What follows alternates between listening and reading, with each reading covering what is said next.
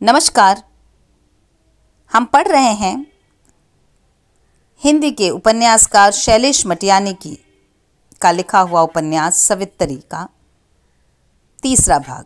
इसके पूर्व के दोनों भागों के लिंक डिस्क्रिप्शन बॉक्स में दे दिए गए हैं।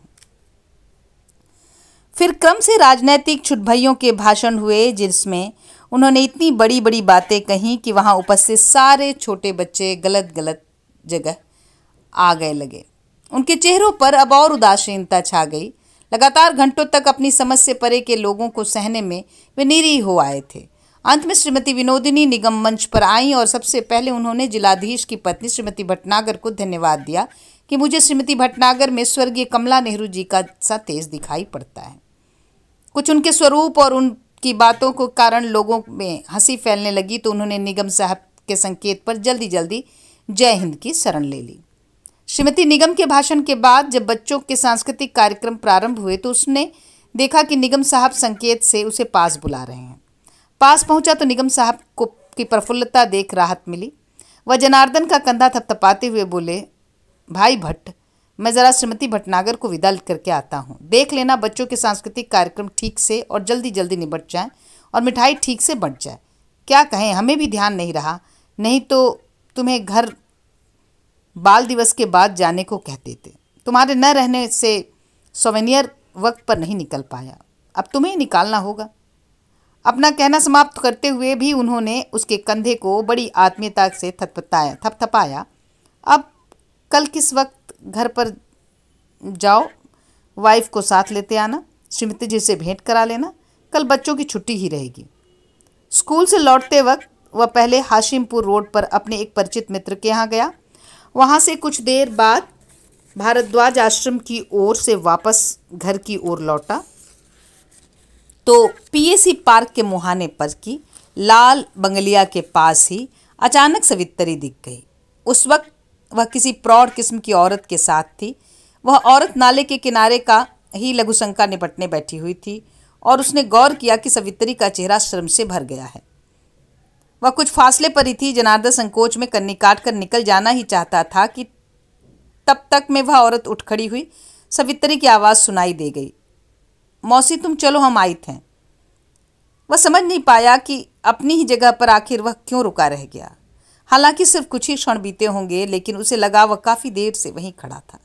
सवित्री ने उसकी ओर देखा और संकोच भरी मुस्कान के साथ नमस्ते साहब कहा तो वह अपने आप को थोड़ा सा विचलित अनुभव करने लगा। सवित्री के नमस्ते साहब के उत्तर में उसने क्या कहना चाहिए उसे सूझा नहीं।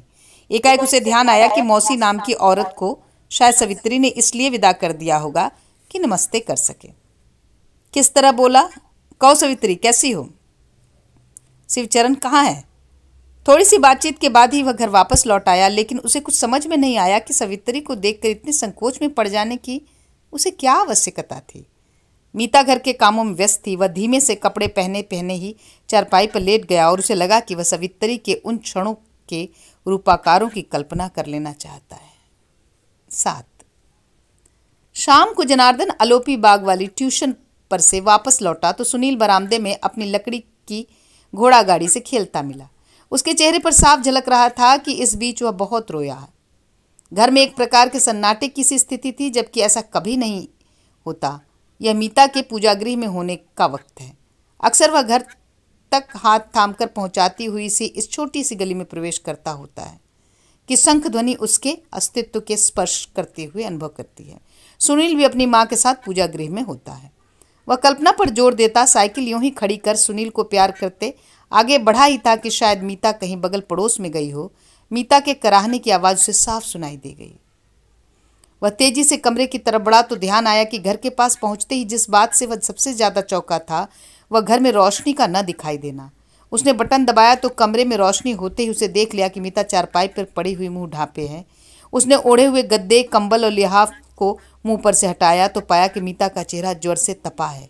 माथे पर हाथ रखा तो हल्का सा चिपचिपापन और दाह महसूस हुआ।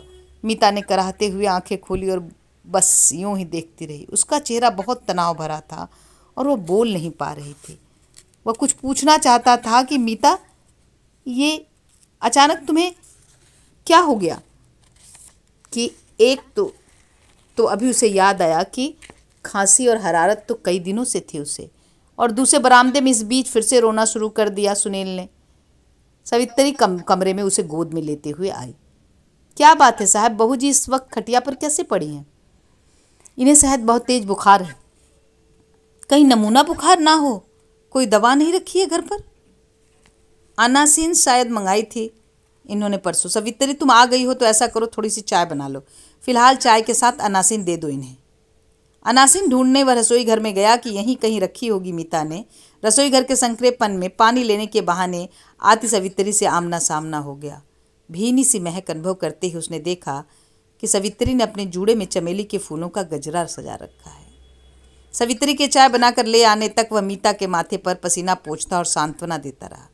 हल्का सा पसीना हो जाने और उसकी उपस्थिति का सहारा पाकर मीता ने टूटती हुई सी आवाज़ में बताया कि अभी लगभग सिर्फ घंटा भर पहले ही वह बाथरूम गई तो अचानक कैसे बदन में उसे हरारत, फिर भयंकर जकड़न और कपकपी सी महसूस हुई और चक्कर खाकर बाथरूम में ही गिरते गिरते बची। किसी तरह अपने को साध कर खटिया तक पहुंची और असह्य कपकपी में खटिया पर रखा सारा बिछौना उड़ती चली गई। सुनील ने फिर रोना शुरू किया, रोता रहा और गला बैठने को आ गया। तब बाहर निकल गया कमरे में से। रोना उसे सुनाई देता रहा मगर उसकी कपकपी और यातना के भंवर में पड़ी लकड़ी की तरह वह डूबी रह गई।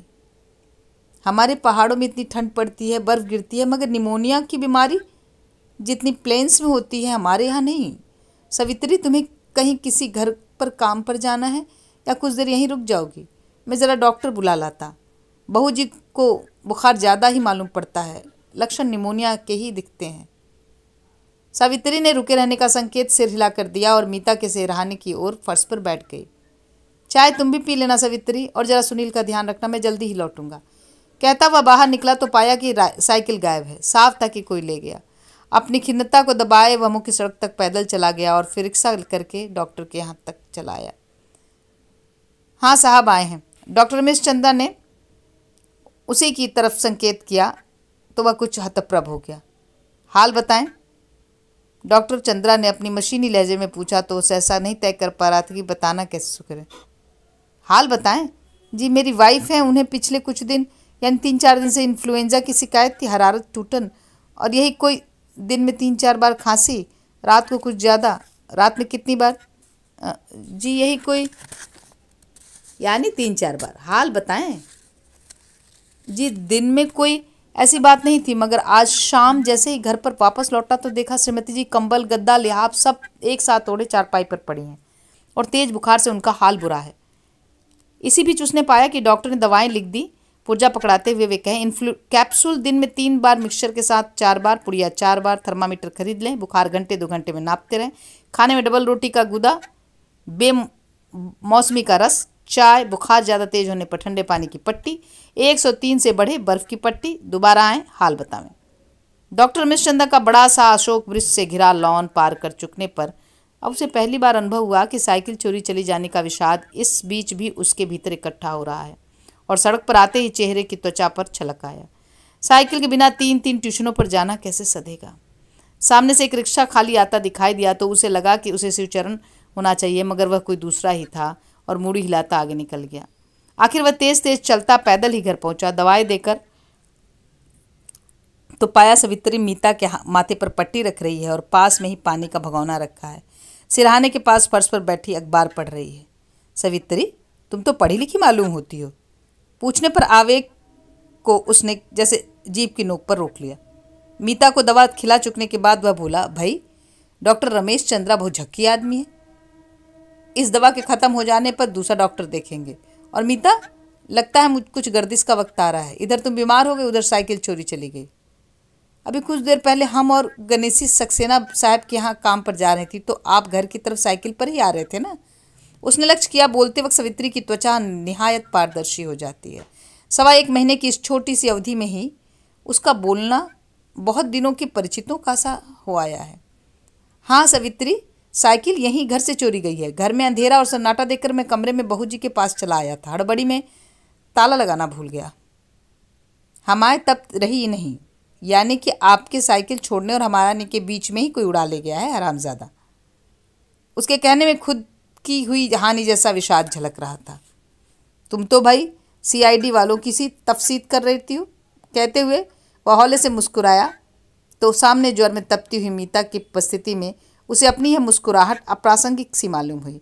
लेकिन फिर भी उसे याद आया कि अभी कुछ ही दिन पहले सुनील को सवित्री की गोद से लेते वक्त वह एक अबूझ किस्म के रोमांच से भर गया था। मीता ने करवट बदली तो उसे लगा कि वह सवित्री की तरफ एकटक ताकते देख लिया गया है। उसने झटपट मीता का हाथ अपने हाथों में ले लिया और पूछ लिया, अब कुछ रिलीफ महसूस होती है मीता? उसे जाने क्यों यह महसूस हुआ कि पहले से ठीक हो कहते हुए मीता शायद धीमे से मुस्कुराई है।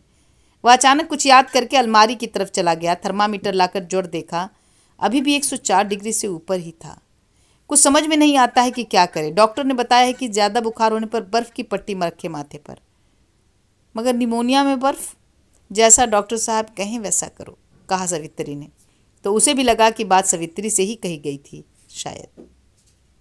कुछ रूखा जरूर बोलते हैं डॉक्टर साहब, मगर बड़े दयालु और निर्लोभी हैं रमेश डॉक्टर। बाकी के बड़े डॉक्टर मरीजों को मूसने में तेज हैं साहब, ये गरीबों के डॉक्टर कहे जाते हैं। वैसा ही बिना लाग लपेट का बोलना है उनका। लगता है सवित्री तुम भी उनकी मरीज रह चुकी हो। हम तो नहीं साहब, मगर बप्पा और गंगवा रह चुके हैं। अरे हाँ, आपकी साइकिल कौन कंपनी की रही? कंपनी से तुम्हें क्या वास्ता सवित्री? ऐसे ही पूछती हूँ। हीरो थी, कहता हुआ चौराहे की तरफ बर्फ़ लेने निकल गया। रास्ते चलते भी उसे यही अनुभव हो रहा था कि वह सवित्री की बातों में एक नितांत अपरिचित किस्म की सुगंध सी महसूस करता है। इधर लगभग 1.5 महीने में विश्वविद्यालय की तरफ नहीं गया। मीता को लेने जाने से पहले कनिका बनर्जी के साथ जनरल लाइब्रेरी या सीनेट हॉल के सामने से मौलसरी के वृक्षों में की छाया में होना, वहाँ भी तो अंकुरों की तरह उगते कोमल संबंधों के बीच लगातार इस बात का एहसास था कि मीता है। हालांकि अब इन बदली हुई परिस्थितियों में वह सोच सकता है कि कनिका को लेकर उस तरह की व्याकुलता और छटपटाहट अनुभव होने के पीछे मीता और उसके बीच की गहरी खाई भी जरूर थी। यहाँ ऐसा कुछ नहीं है कि जो समस्याओं के आसपास की चीज़ लग सके, मगर यह सवित्री नाम की लड़की अब अनुपस्थिति के क्षणों में भी याद रह जाती है। जाने क्यों एक मध्यम सी उष्मा उसके अपने भीतर अनुभव होती है, इसे देखते अथवा स्मरण रखते हुए। जाने क्यों उसे लगने लगा है कि इसे जरूर कहीं न कहीं कभी न कभी पहले देखा है। कभी यूं ही राह चलते इसके अपने घर आने से पहले, किसी पूर्व जन्म में। तय है कि सपने में नहीं देखा है। इस सोहबतिया बाग में मकान लिए सिर्फ हफ्ता भर हुआ था, जबकि वह मीता को लेने गया था। नहीं, इससे पूर्व कहीं नहीं देखा। अन्यथा दिखने पर याद रह जाने भर को सवित्री है। लेकिन जाने क्यों रात में सोने में बहते जल जैसी यह सवित्री उसके भीतर इकट्ठा होती जाती है। मीता को अगर जरा भी आभास मिला कि वह इस सवित्री के लग से लगाव महसूस करने लगा है तो कितना गिर जाएगा वह उसकी नज़र में। सवित्री को तो मीता शायद तुरंत काम पर से अलग कर दे। नहीं, इस तरह की अपनी स्थिति आने से अच्छा यह है कि वह इन सारे प्रकाश को पूरी तरह स्थगित कर दे और डूबने को हो आने से पहले ही बाहर को निकल आए। बजट में कभी या किसी और बहाने सवित्री को काम पर से अलग कर देने की सलाह खुद ही मीता को दे दे। यह जो पिछले 1.25 महीने से एक अबूझ सा कोहरा उसकी चेतना के इर्द गिर्द एकत्र होता जा रहा है, धीरे धीरे खुद ब खुद छंट जाएगा, बल्कि बिल्कुल उतने ही स्वाभाविक तौर पर जैसे यह महसूस होना शुरू हुआ था। बर्फ लेकर मीता के पास लौटते तक में वह काफी संकुचित हो चुका था। स्वस्थ होने पर मीता जरूर सवित्री को लेकर बातचीत करेगा। वह यह विभ्रम मन में जाने क्यों लगातार बनता ही जा रहा है। सवित्री ही बर्फ की पट्टी भी रखने लगी तो उसने रोकने की कोशिश की। तुम जाओ अब सवित्री, बहुत परेशान हुई हो, तुम्हें अपने काम पर जाना होगा। काम पर तो हम जाती रहेंगी साहब, सिर्फ 2 घर छूटे हैं। अभी जब आप बाजार गए थे गणेशी आई थी, हमने उसे सौंप दिया। यहाँ बहू जी की तबीयत बहुत ख़राब है, हम लोग खाना बनाती जाएंगे। तब तुम बर्फ़ की पट्टी साहब को ही रखने दो सवित्री। जल्दी से साहब के लिए 2 फुलके सेंक कर चली जाओ, बहुत रात हो जाएगी। खाना तुम अपने लिए भी बना लेना, डोलची में लौकी पड़ी होगी, सब्जी बना देना। कनेसी दूध ले आई है ना, पहले दूध गर्म करके पप्पू को पिला दो। बड़ी काम आई हो तुम इस बीमारी में, यहाँ परदेश में कौन देखता हमें। काफ़ी अंतराल देकर धीमे धीमे बोलने के बावजूद मीता के चेहरे पर थकावट उभर आई। सुनील रोते रोते थका रुआंसा चेहरा लिए उसकी बगल में आ गया था। मीता से उसका उदास चेहरा देखा न गया। संकेत से अपने पास बुला लिया, लेकिन अभी दूध पिलाने को हुई थी कि चाय लेकर आती सवित्री ने टोक दिया, नाना यह क्या कर रही है बहू जी? नमूना बुखार में बच्चों को दूध पिलाना ठीक नहीं। मैं भी भैंस का दूध पिलाती हूँ। हाय माई का मन, मरते भी बच्चे को छाती से लगाएगी। कहते कहते उसकी नज़र जनार्दन पर पड़ी तो वह जल्दी से चाय का प्याला पकड़ाती सामने रसोई घर में चली गई। लेकिन उसका संकोच से भर उठना जैसे उसकी पीठ तक उभर आया। जनार्दन कुछ कहने को हुआ, मगर लगा कि बात हवा के झोंके की तरह सिर्फ उसके ही मन में हल्का सा कंपन पैदा करके थम गई।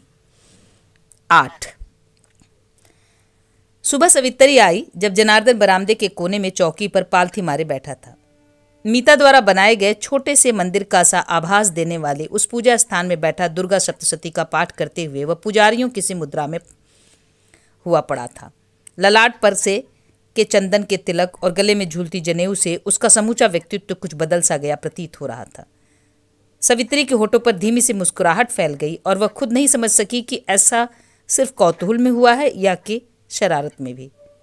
वह सवित्री की उपस्थिति को पूरी तरह अनुभव कर चुका था, मगर बेखबर या कि उदासीन देखने की कोशिश करता दुर्गा सप्तशती के पाठ में डूबा था। सवित्री की तरफ पीठ पड़ती है, मगर जैसे सांप के बारे में कहा जाता है कि वह अपनी संपूर्ण त्वचा से सुनता है, सवित्री ने के आने को शायद उसने भी कुछ ऐसे ही सुना, क्योंकि वह जब चलती है तो बहुत निकट पहुंच जाए तभी चलने की आवाज़ सुनाई दे पाती है। सवित्री तुम आज जल्दी आ गई? पाठ निवृत्त होते ही उसने पूछा। बहू जी की तबीयत कैसी है साहब? कुछ ज़्यादा ही खराब होती मालूम पड़ती है। रात को बुखार 105 से भी ऊपर तक पहुंच गया था। बप्पा रे, कहती हुई वह जनार्दन के कहने को अधर में ही छोड़कर तुरंत भीतर पहुंच गई। सिर्फ एक दिन रात की अस्वस्थता में ही मीता का चेहरा पीला पड़ गया था। सवित्री ने उसके माथे और कपोलों के स्पर्श किया तो उसे कोमलता की अनुभूति हुई। सुनील छोटी वाली चारपाई पर सोया पड़ा था। दूध आ गया होगा बहू जी? हाँ, बाबूजी ले आए हैं। तुम इतनी सुबह सुबह आ गई हो और तुम्हारी आंखों में मेरी चिंता झलक रही है। माँ भगवती ही तुम्हें प्रेरित कर रही हूँ और तुम मेरे ठीक होने तक इस घर की देख रेख कर रही हो सवित्री। बाबू साहब को स्कूल और ट्यूशनों को जाना होता है। लोग नागा बर्दाश्त नहीं करते। यूँ भी मर्दों के घर के छोटे छोटे काम कहाँ हो पाते हैं। ठीक हो जाने पर जो मुझसे बन पड़ेगा दूंगी जरूर तुमको। बस इतना देख लेना कि तुम्हारे काम का हर्जा ना हो और तुम्हारे बाबूजी नाराज न हो कि लड़की एक घर पकड़कर बैठ गई। सांस बहुत तेज चलने से वह हाँफ कर रह गई। डॉक्टर रमेश चंद्रा और कुछ ही क्षणों में बुखार का चार्ट देखने और स्टेथोस्कोप छाती व पेट की तरफ घुमाकर खिलाड़ियों किसी फुर्ती के साथ बाहर निकलने को हुए तो उसने डरते डरते पूछा, डॉक्टर साहब दवा बदलने की जरूरत पड़ेगी? क्या बात करते हैं जनाब, दवा क्या इस तरह ही 10-12 घंटे में बदली जाएगी? दवा पुरानी चलने दो 2-4 दिन, कैप्सूल एक और नई बढ़ा देते हैं। टेम्परेचर इसी तरह लेते रहना। क्या तेज बुखार में बर्फ़ की पट्टी रखें। खाने की वही डबल रोटी का गुदा, मौसमी या गुनगुने पानी में नींबू की शिकंजी। शाम को डिस्पेंसरी आवे तो टेम्परेचर का चार्ट लेते आवें। मरीज को साथ न लाएं, सिर्फ हाल बतावें। उसके फीस के 10 रुपये देने तक में तो डॉक्टर चंद्रा सड़क पर पहुंच चुके। उनका मन हुआ कि सवित्री के सामने ही अपने माथे पर दुहत्थी मार ले। उसने देखा नहीं मगर महसूस किया कि उसकी बदहवासी पर सवित्री हल्के से मुस्कुरा रही है। दवा का पुर्जा हाथ में थमा था। वह चप्पल पहनकर बाजार जाने लगा कि कैप्सूल लेते आए। तभी सवित्री ने टोक दिया, बाबू साहब इसी तरह चले जाएंगे? क्यों, इसी तरह जाने में कोई बुराई है क्या? हम तो सिर्फ यूं कहने लगी थी कि इस धोती कुर्ते तिलक चंदन में तो आप खुद ही वैद मालूम पड़ते हैं। यह पहला वाक्य था जो सवित्री ने उसे भरपूर विनोद में संबोधित करते हुए कहा था, और उसे लगा सवित्री का कहना जैसे किसी कोमल पक्षी की तरह स्पर्श कर गया हो। वो सवित्री की तरफ यूं ही देखता बाजार की ओर निकल गया। नई लिखी दवा उसे कटरा मिस्ट्री फार्मेसी तक जाने पर ही मिल पाई, और आते आते दोनों बार रिक्शा तय करने में इतना वक्त लग गया कि लगभग 1.25 घंटे बाद ही वह घर वापस लौट पाया। सिर्फ इस बार 1.25 घंटे में ही सवित्री ने मीता को दातुन करवाकर मुंह धुला दिया था, सहारा देकर बाथरूम तक ले गई और आग्रह कर करके चाय दोबारा पिला चुकी थी। सुनील को दूध पिला दिया था और अंगीठी सुलगाकर दाल का पानी चढ़ा दिया था। मीता ने बता दिया कि दाल भात उसका पकाया नहीं खाएगा जनार्दन। देखो सवित्री, जब तक बहू जी की तबीयत ठीक नहीं हो जाती तुम मेरे अकेले के लिए खाना बनाने का झमेला मोल न लो। मेरा भी काम डबल रोटी में चल जाएगा। आप पंडित लोग जाने कैसे कैसे लोगों के गंदे मैदे की डबल रोटी खा लेंगे, लेकिन हम लोगों का पकाया दाल भात नहीं खाएंगे, कहती सावित्री बाल्टी हाथ में लिए सार्वजनिक नल की ओर निकल गई। घर के बम्बे में पानी नहीं आ रहा है। सवित्री के रुख से स्पष्ट लगता है कि वह हस्तक्षेप बचाना चाहती है, और ज्यों ज्यों मीता को अस्वस्थता लंबी खिंचती चली गई, घर की व्यवस्था संभालने में वो लगभग अधिकार का रुख अख्तियार करती चली गई। हालांकि अत्यंत विनय भाव से ही वह सारा कामकाज निपटा रही थी, मगर पूरा घर जैसे उसकी उपस्थिति से भर गया था। वह खुद महसूस कर रहा था कि निहायत लाचारी की स्थिति में ही सही, मगर सवित्री का घर के वातावरण पर, बल्कि कहना चाहिए कि उसकी मानसिकता पर इस कदर हावी होते जाना खुद उसको चाहे जितना प्रीतिकर लगता हो, मगर पारिवारिक वातावरण के लिए स्वस्तिकर शायद सिद्ध न हो पाएगा। 5वें दिन तक राजापुर चला गया और अपनी चचेरी विधवा मौसी को बुला लाया।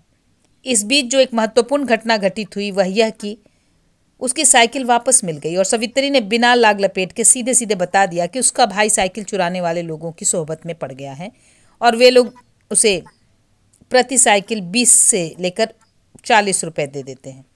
बहरहाल साइकिल का वापस मिल जाने से जैसे पांव वापस मिल गए हों। वह काफ़ी दुविधा अनुभव कर रहा था, और उसने 20 रुपये गंगवा को देने के लिए आगे बढ़ाए भी थे, मगर सवित्री के एक का एक बदल गए चेहरे को देखते ही जेब में वापस रख लिए। पैसे की तंगी के कारण वह साइकिल के कैरियर पर ही बिठा लेना चाहता था मौसी को, मगर उन्होंने साफ कह दिया कि जनार्दन रे, मेरे लिए तो रिक्शा करवा दे, साइकिल पर मुझे चक्कर आता है। मौसी ने आते ही मीता को गले लगाया, खूब रोई, सुनील को प्यार किया।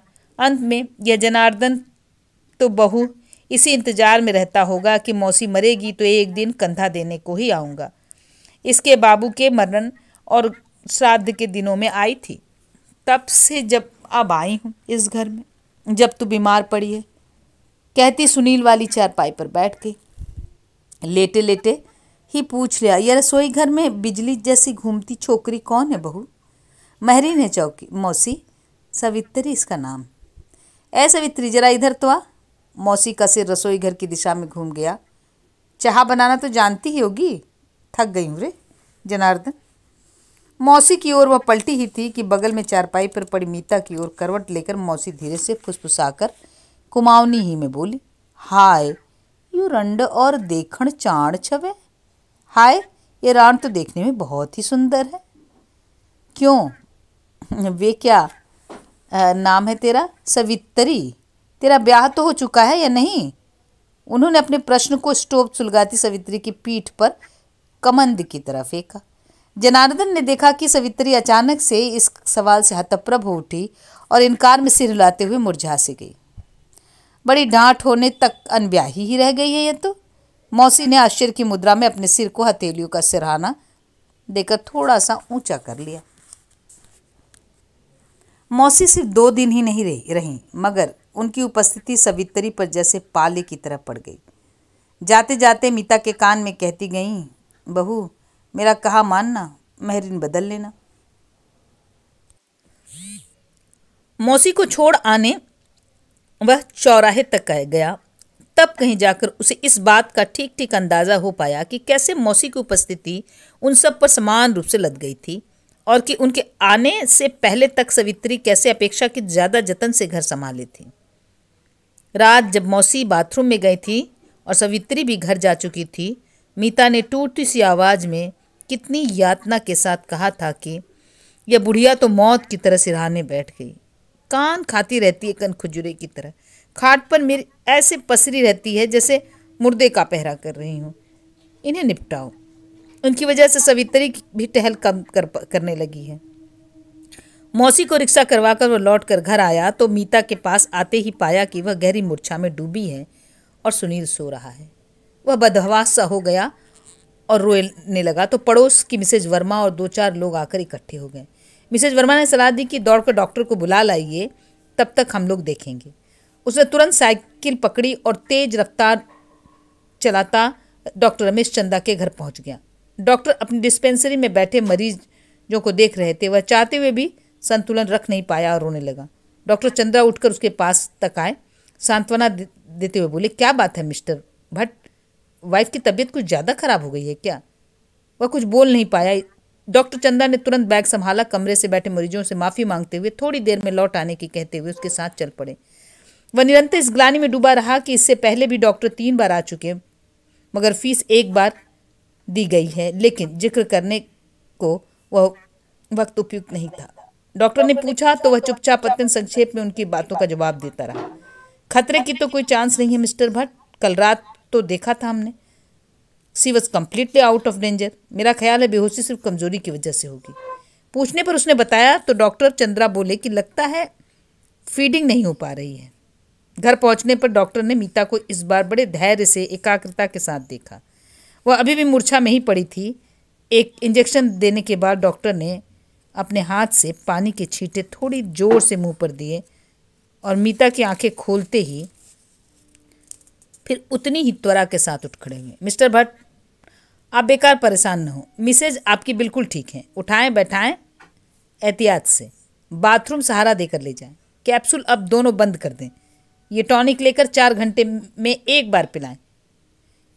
खाने में डबल रोटी का गुदा, मौसम्बी का रस, गुनगुने पानी में नींबू की शिकंजी। अभी हम चलते हैं। कल सुबह से आलू के भुर्ते के साथ हल्की चपातियाँ, मूंग की पतली खिचड़ी।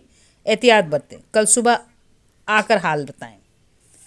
वह गली तक उनके साथ साथ आया, बैग उठाए, अपनी शर्मिंदगी व्यक्त की कि फीस के रुपए इकट्ठे पहली तारीख आने पर दे देगा। डॉक्टर चंदा सामने से आते रिक्शे को रोककर फुर्ती से बैठ गए और फिक्र न करें, कल सुबह आए, हाल बताएं कहते हुए नमस्कार की मुद्रा में हाथ जोड़ लिए। घर पर इकट्ठा लोगों की भीड़ धीरे धीरे छट गई। शिवचरण भी आया था और सवित्री को समझाता गया था। रात इतने दिनों की बाधित निद्रा और बेचैनी के बाद पहली बार मीता गहरी नींद में सोई। नींद में डूबने से पहले सिर्फ इतना कहा है कि मैं बेहोशी में ही तुम्हारा रोना सुन रही थी। मैं मूर्छित थी, मगर लोगों का इकट्ठा होना मुझे सुनाई दे रहा था। सवित्री भी आई थी और उसका रोना अलग से पहचान में आ रहा था। लेकिन अब तुम घबराओ मत, मौत मेरे सिरहाने से उठकर चली गई है। सुबह होते होते उसका चेहरा सचमुच मौत के शिकंजे में से निकल आया सा लगता था और उसने खुद ही इच्छा प्रकट की कि थोड़ी सी पतली खिचड़ी खाना चाहेगी। सवित्री आ चुकी थी। जनार्दन ने उसे स्टोव पर पानी चढ़ाने और मूंग दाल चावल की खिचड़ी बनाने के लिए कहा तो मीता बोली, रसोई बनाने का रिवाज तो अब पहाड़ में ही डूबने लगा है सुनील के बाबूजी। तुम यहाँ इलाहाबाद में कब तक चलाते रहोगे? सवित्री ही पका ले तो इसमें क्या हर्ज है? यहाँ पर देश में हारी बीमारी में शुद्धि कहाँ कहाँ देखेगा कोई, जाने कैसे। लेकिन वह कह बैठा, हाँ सवित्री, तुम्हारी ही तरह कपड़े बदल कर खिचड़ी पका ले तो क्या हर्ज है?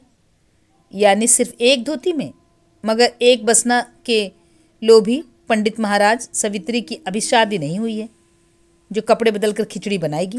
कहते हुए मीता ने व्यंग भरी आंखों से उसे देखा तो वह सक पका कर रह गया। सवित्री एक वसना का मर्म ठीक से समझी थी या नहीं, मगर जिस तरह उसने धोती का छोर मुंह में ठूस लिया, साफ था कि बात तो समझ रही है। पहले थोड़ी सी चाय और बना ले सवित्री, फिर खिचड़ी का पानी चढ़ाना।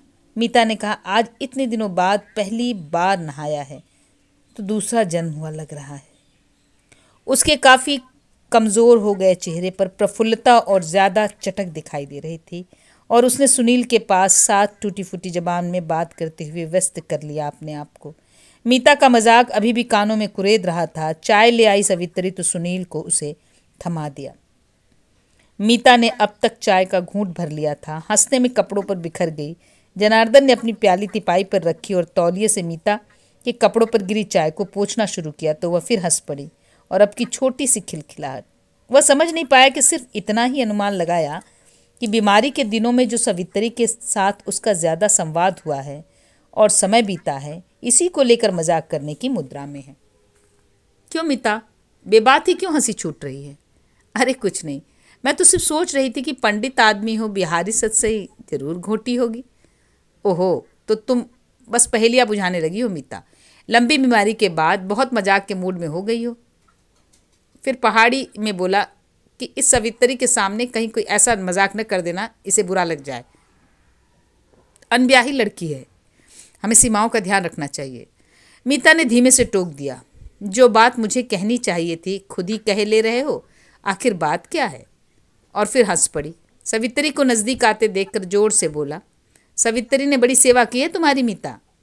हाँ, इसमें क्या शक है, मगर लगता है कि स्वास्थ्य लाभ तुम्हें ज़्यादा हुआ है। कहते हुए मीता ने उसकी ओर से अपना मुंह तुरंत सवित्री की ओर कर लिया। सवित्री, तुम भी चाय पी लो और यहीं आ जाओ, पानी अपने आप खोलता है।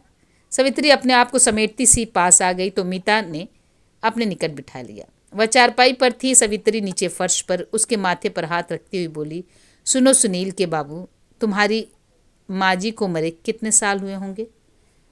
क्यों अचानक? नहीं, जरा बताओ तो सही याद करके। यही कोई 20-21 वर्ष। और सवित्री, तुम्हारी उम्र कितनी हुई? पूछा मीता ने तो उसकी समझ में आया और अपने हल्का सा करते हुए बोली, यानी तुम ये साबित करना चाहती हो कि सवित्री मेरी पूर्व जन्म की माँ है? हाँ, मेरा ख्याल यही है। मीता ने संकोच में गड़ी सवित्री के माथे को सहलाते हुए कहा, इसने सचमुच सास की तरह घर संभाला है, नहीं तो न जाने कितनी फजीहत होती। मीता हंसी तो वह झेप गई। धीरे धीरे उबरती हुई बोली, ननद बनाती हो तो एक बात थी बहूजी, आप तो हमें सास बनाने लगी। जनार्दन को लगा जैसे किसी ने पीठ पर जोर से चिकोटी काट ली। सवित्री का ननद बनाती तो एक बात थी, कहने लगा जैसे उसके भीतर कोहरे की एक तरह एकत्र होती हुई कोमल अनुभूतियों को किसी ने सख्ती से एक ओर झटक दिया हो। उसे लगा कि खिन्नता के मारे मुंह का स्वाद जाता रहा। वह चाय की प्याली 2-3 घूंट चाय उसमें बाकी छोड़कर रसोई घर की तरफ रखने जा रहा था कि मीता की हंसी ने उसके पांवों को थाम लिया। अरे भगवान, गनीमत समझ की तुझे मैंने सास ही समझा, सौत नहीं समझ लिया। उसको जैसे काट मार गया हो। एक क्षण उसे लगा कि अपनी बीमारी के दिनों में संचित सारे विक्षोभ को हंसी में उगल रही है मीता, मगर दूसरे क्षण मीता का यह कहना उसे सारे तनाव से मुक्त कर दिया कि मैं तेरी बड़ी बहन की तरह हूँ सवित्री, कभी मजाक में कुछ कह जाऊँ तो बुरा न मानना। हम लोगों के लिए जैसे अपने घर की सयानी बेटी, वैसे तुम फूल सी खिली रहती हो तुम, तो हम लोगों को भी अच्छा लगता है। मनहूस सूरत मुझे पसंद नहीं। वो मौसी आ गई थी ना, ऐसा लगता था जैसे चुड़ैल सिरहाने बैठ गई हो। 2-3 दिन और रह जाती तो मैं शायद मर ही जाती। पूरी चाय पीकर जनार्दन यह कहता बाहर निकल गया कि जरा निगम साहब के यहाँ से हो आओ मीता, कुछ पैसों के लिए कहना होगा। ट्यूशन पढ़ाता ही वापस लौटूंगा, तुम खिचड़ी खा लेना, मौसम्बियाँ खत्म है, लेता आऊँगा। अरे कब तक इतना खर्च उठाते जाओगे, मौसम्बी अब रहने दो। कहने जा ही रही थी मीता, तब तक वह बरामदा पार कर चुका। जनार्दन के जाते ही सवित्री ने चाय का गिलास हाथ में उठा लिया और पीने लगी तो मीता ने उसे तिपाई पर रखे डिब्बे में से कुछ बिस्कुट निकाल कर दिए।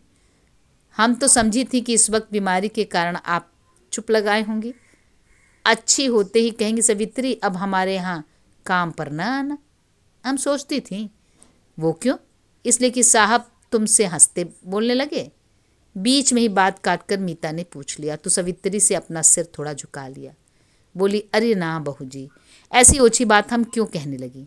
हम तो ये कह रही थी कि आप सोचेंगे कि जिस लड़की का भाई साइकिल चोर है उसे अपने घर पर काम रखना ठीक नहीं।